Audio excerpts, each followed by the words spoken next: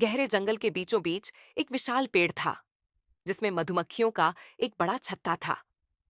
इस छत्ते में सैकड़ों मधुमक्खियां रहती थीं, जो दिन रात मेहनत करके शहद इकट्ठा करती थीं।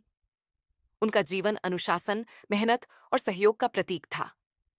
इस छत्ते की रानी मधुमक्खी, जिसे सब रानी माँ कहते थे, बहुत ही बुद्धिमान और दयालु थी। वह सभी मधुमक्खियों को उनके कार्यों के अनुसार जिम्मेदारियां सौंपती थीं। सभी मधुमक्खियां अपने अपने कार्यों में व्यस्त रहती थीं और छत्ते की समृद्धि के लिए मेहनत करती थीं। इसी छत्ते में एक मधुमक्खी थी जिसका नाम बबलू था। बबलू बहुत ही चंचल और आलसी था। उसे काम करना पसंद नहीं था।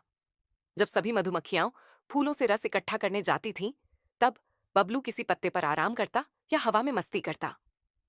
रानी माँ ने कई बार बबलू को समझाया, बबलू, हमें मिलकर काम करना चाहिए। हर मधुमक्खी का योगदान जरूरी है। लेकिन बबलू हर बार कोई बहाना बना देता।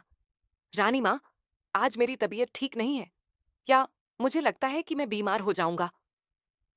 एक दिन रानी माँ ने सभी मधुमक्खियों को इकट्ठा किया और कहा, बच्चों, मौसम बदल रहा है, सर्दियां आने वाली हैं।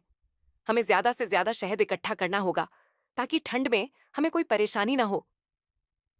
सभी मधुमक्खियां और भी मेहनत करने लगीं, लेकिन बबलू अब भी अपने पुराने ढर्रे पर था। वह सोचता, इतनी सारी मधुमक्खियां हैं, मेरे न करने से क्या फर्क पड़ेगा। धीरे धीरे सर्दियां शुरू हो गईं। पेड़ों पर फूल कम हो गए और ठंडी हवाएं चलने लगीं। मधुमक्खियां अब बाहर नहीं जा सकती थीं।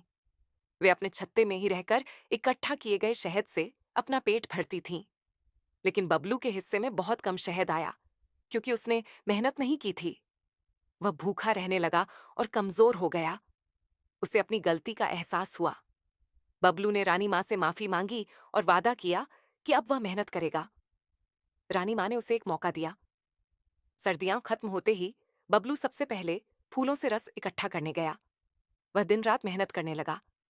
धीरे धीरे बबलू सबसे मेहनती मधुमक्खी बन गया। अब वह दूसरों की मदद भी करता और नए मधुमक्खियों को सिखाता। अगली सर्दियों में छत्ते में शहद की कोई कमी नहीं थी। सभी मधुमक्खियां खुश थीं। रानी माँ ने बबलू की तारीफ की और कहा, बबलू, तुम्हारा परिवर्तन सभी के लिए प्रेरणा है। बबलू मुस्कुराया और बोला, मैंने सीखा है कि मेहनत से ही सफलता मिलती है। कहानी से सीख, आलस्य से नुकसान होता है। बबलू ने जब काम नहीं किया तो उसे भूखा रहना पड़ा। मेहनत का फल मीठा होता है। बबलू की मेहनत से छत्ते में शहद की भरमार हो गई। परिवर्तन संभव है। अगर हम चाहें तो अपनी गलतियों को सुधार सकते हैं।